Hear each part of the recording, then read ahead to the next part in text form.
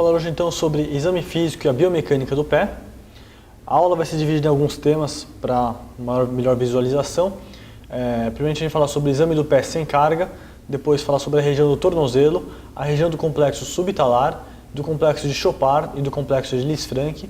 Falar um pouco depois sobre as articulações metatarsofalangianas e das articulações interfalângicas e, por fim, falar do exame do pé com carga.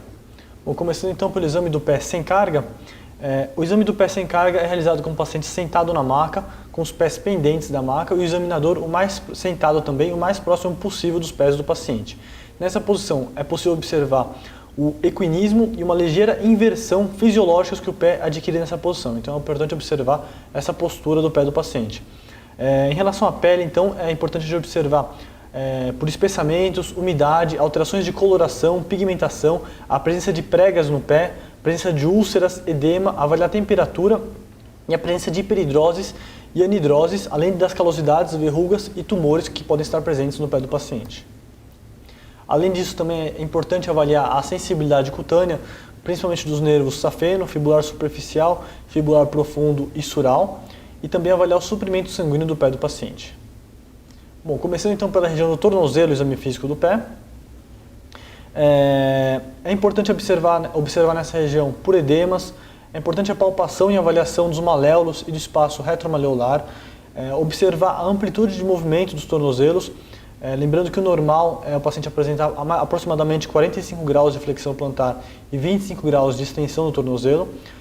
Observa-se também o eixo bimaleolar, sendo que esse o normal é que ele se encontre em 10 graus de rotação externa, e avaliar também os ligamentos deltoide, fíbulo-talar anterior e fíbulo-calcaniano, que podem ser testados também através das manobras de estresse, por exemplo, o varismo forçado, a gaveta anterior e a rotação do talo. Também é importante a palpação dos tendões, principalmente os tendões de Aquiles, do tibial posterior e anterior, do flexor longo do hálux e dos fibulares. Então aqui a gente observa o tendão de Aquiles, que tem que ser palpado em toda a sua extensão até a sua inserção na região da tuberosidade do calcâneo. Importante também a palpação do tendão tibial posterior em toda a região retromaleolar até a sua inserção no navicular. Deve-se palpar também o tibial anterior, que ele é bem evidente, bem palpável na região anterior, na região dorsal do tornozelo. Palpa-se também o flexor longo do hálux, que está um pouco mais posteriorizado e profundo ao tendão tibial posterior, na região retromaleolar. E também na região lateral do pé, importante a palpação dos tendões fibulares em toda a sua extensão, até a inserção do fibular curto na base do quinto metatarso. É importante também palpar por baixo do cuboide também, palpando o fibular longo nessa região.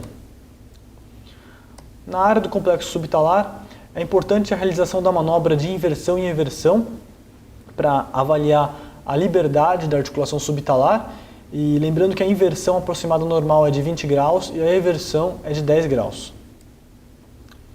O complexo de Chopard ele é responsável pela adução e pela abdução do pé e também pela pronação e supinação do antepé.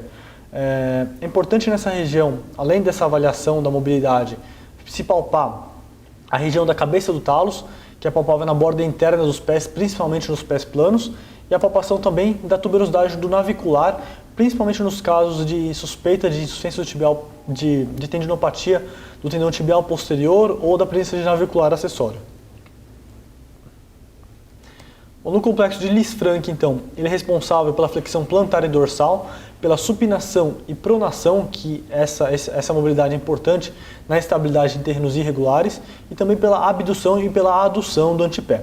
É importante nessa região a palpação no local, observação se você observa a presença de osteofitoses dorsais que podem estar presentes nessa região, a presença de dor e também observar se há um equinismo dessa articulação.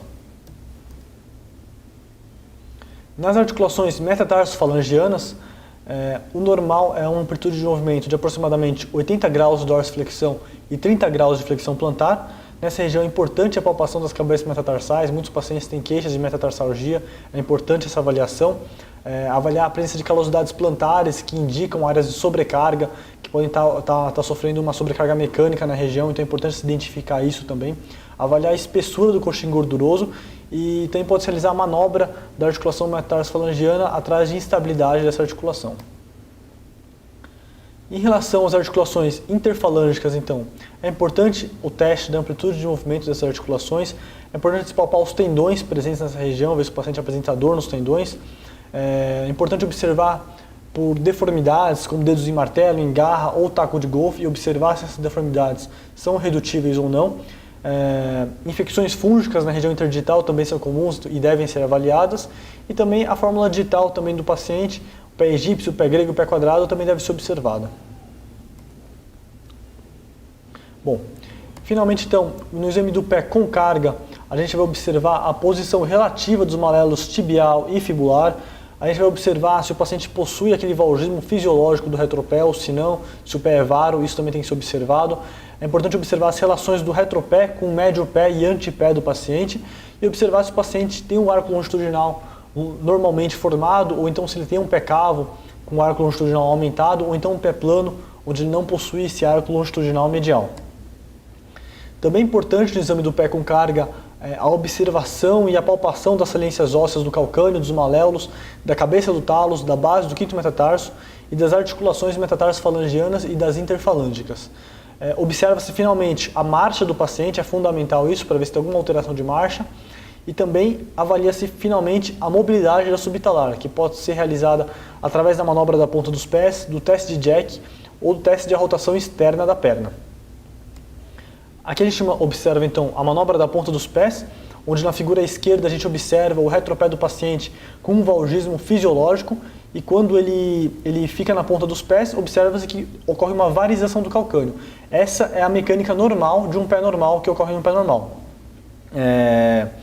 Isso ocorre porque quando você tem a extensão da articulação metatarso-falangiana, você tem uma tração da fáscia plantar que acaba por ocasionar uma varização do calcâneo. Então, por isso que quando você tem realiza essa manobra, você espera essa resposta, essa varização do calcâneo do retropé como resposta. Nesse teste, a gente observa, além da liberdade da articulação subtalar, a gente observa também a sincronia entre a musculatura intrínseca e extrínseca do pé, além de avaliar a patência do tendão de Aquiles e do tendão tibial posterior. Essa é a bibliografia recomendada. Obrigado.